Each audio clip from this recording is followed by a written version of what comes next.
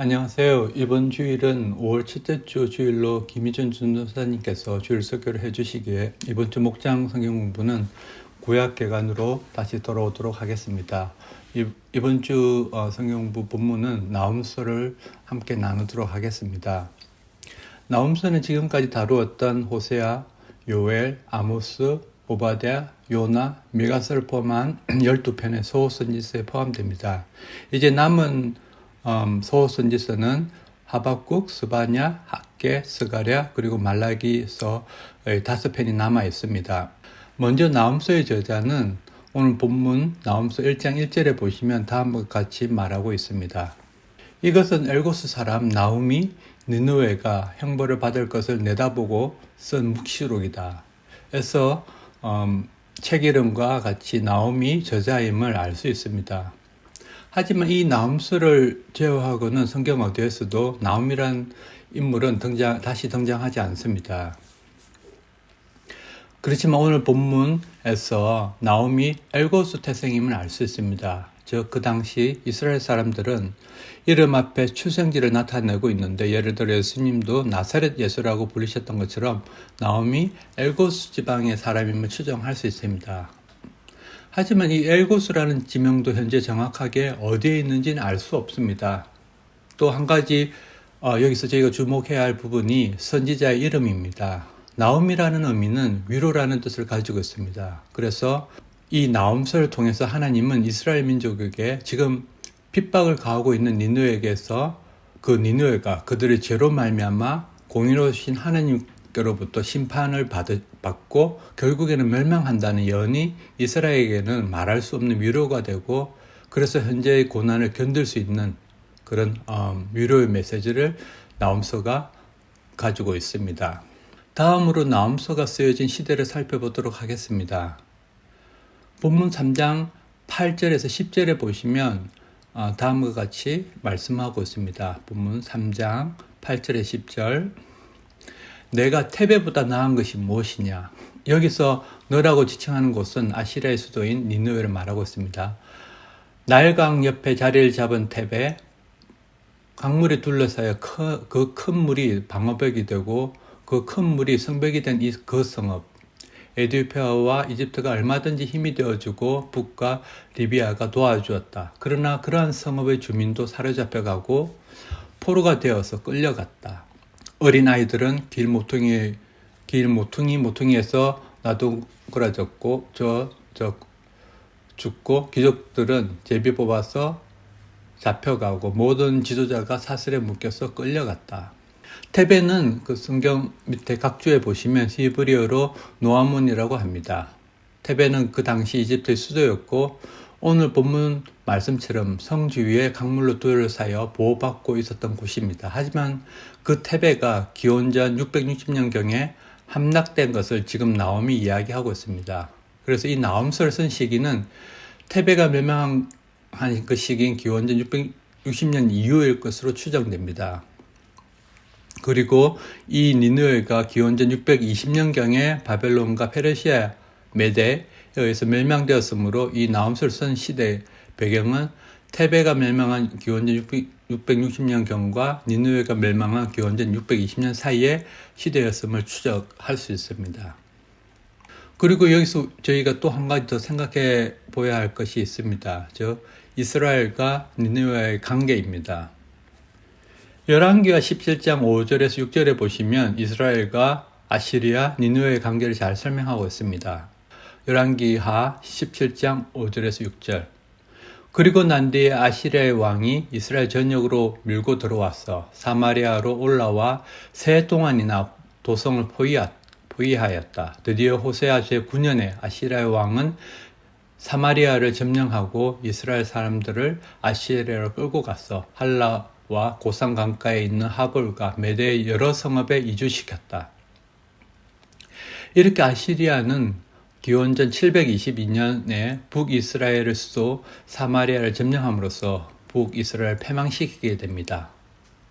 그리고 아시리아는 계속 땅을 넓혀가서 남유대에 극심한 피해를 오랫동안 끼치게 되었습니다. 그리고 여기서 시간을 좀 더 거슬러 올라가면 이 니느웨는 요나 선지자에 의해서 이미 100여 년 전에 해결치 않으면 하나님께서 니느웨를 멸망시키겠다고 말씀하시고 그래서 해결을 촉구하였습니다. 그때 니느웨 사람들은 회개하고 멸망을 면했던 곳입니다. 하지만 몇 세대가 흐른 후 그들은 다시 저희 길을 들어서서 많은 민족을 핍박하고 정복자의 모습으로 다시 이스라엘 역사에 등장하며 이스라엘 민족을 핍박하고 있습니다. 하지만 오늘 본문 나훔서를 통해서 나훔 선지자는 테베가 멸망하였던 것처럼 니느웨도 패망하고 아무것도 남지 않을 것이다 라고 말씀하시며 하나님의 공의는 영원하다라는 위로의 메시지를 전하고 있습니다. 다음으로 나훔서의 구절을 살펴보도록 하겠습니다. 나훔서는 3장으로 이루어진 비교적 짧은 선지서입니다. 1장은 니느웨를 향한 하나님의 공의, 이스라엘을 향한 하나님의 위로에 관하여서 이야기하고 있고 2장은 니느웨 멸망에 대해서 자세히 설명하고 있으며 마지막 3장은 니느웨 멸망의 원인에 대해서 이야기하고 있습니다. 다음 페이지에 이 3장으로 이루어진 나훔서 구조에 대해서 좀 더 자세히 살펴보고 중요한 구조들을 함께 나누어 보도록 하겠습니다. 1장은 니느웨를 향한 하나님의 공의, 이스라엘을 향한 위로에 대해서 이야기하고 있는데 오늘 본문에 보시면 하나님의 성품에 대해서 많은 표현들이 있습니다. 특별히 1장 2절에서 3절 전반절을 보시면 주님은 질투하시며 원수를 갚으시는 하나님이시다. 주님은 원수를 갚으시고 진노하시되 당신을 거스르는 자에게 원수를 갚으시며 당신을 대적하는 자에게 진노하신다. 주님은 좀처럼 노하지 않으시고 권능도 한없이 많으시지만 주님은 절대로 죄를 벌하지 않은 채 내버려 두지는 않으신다. 그리고 1장 7절에 보시면 주님은 선하심으로 환난을 당할 때 피할 피난처가 되신다. 주님께 피하는 사람은 주님께서 보살펴 주신다. 특별히 오늘 본문 1장 3절은 하나님께서 모세에게 말씀하셨던 부분을 나훔 선지자가 인용하고 있는 것을 알 수 있습니다. 이것은 하나님께서 수천 년 동안 변함없으시며 동일하시다는 것을 알 수 있습니다. 출애굽기 34장 6절에서 7절에 보시면 다음과 같이 이야기하고 있습니다. 주님께서 모세 앞으로 지나가시면서 선포하셨다. 주는 자비롭고 은혜로우며 노하기를 더디하고 한결같은 사랑과 진실이 풍성한 하나님이다. 수천 대에 이르기까지 한결같은 사랑을 베풀며 악과 허물과 죄를 용서하는 하나님이다. 그러나 나는 죄를 벌하지 않은 채 그냥 넘기지는 아니한다. 아버지가 죄를 지으면 본인에게 뿐만 아니라 3, 4대 자손에게까지 벌을 내린다. 본문의 말씀처럼 하나님은 자비롭고 은혜로우시고 용서하시는 하나님이시고 할랄날에 피난처가 되지만 동시에 하나님은 질투하시며 회개함이 없는 자들에게는 심판하시기에 오늘 본문 8절과 같이 1장 8절에 보시면 느느웨는 범람하는 홍수로 쓸어버리시고 원수들을 흑암 속으로 던지신다라고 선포하십니다. 이러한 하나님이시기에 핍박을 당하고 있는 이스라엘 민족에게는 위로의 하나님이 되십니다. 이를 나훔 선지자는 1장 15절에 다음과 같이 말하고 있습니다. 보아라, 좋은 소식을 전하는 사람, 평화를 알리는 사람이 산을 넘어서 달려온다. 유다야, 내 절기를 지키고 내 소원을 갚아라. 악한 자들이 완전히 사라졌으니 다시는 너를 치러 오지 못한다. 다음으로 2장은 니느웨 멸망에 대해서 이야기하고 있습니다. 2장 1절 전반절을 보시면 침략군이 너를 치러 왔다. 여기서 너는 니느웨를 말합니다. 그리고 13절 전반절을 보시면 내가 너를 치겠다. 난 만군의 주의 말이다. 내 뱅거를 불살라라. 연기와 함께 사라지게 하겠다. 너희 새끼 사자들은 칼을 맞고 죽을 것이다. 이 세상에 내 먹이를 남겨놓지 않겠다. 이렇게 2장에서는 니느웨가 폐허가 되며 항폐하게 될 것이라고 그리고 하나님이 대적이 될 것이라고 묘사하고 있습니다. 마지막으로 3장은 니느웨 멸망의 원인에 대해서 자세히 설명하고 있습니다. 3장 1절에 보시면 너는 망한다.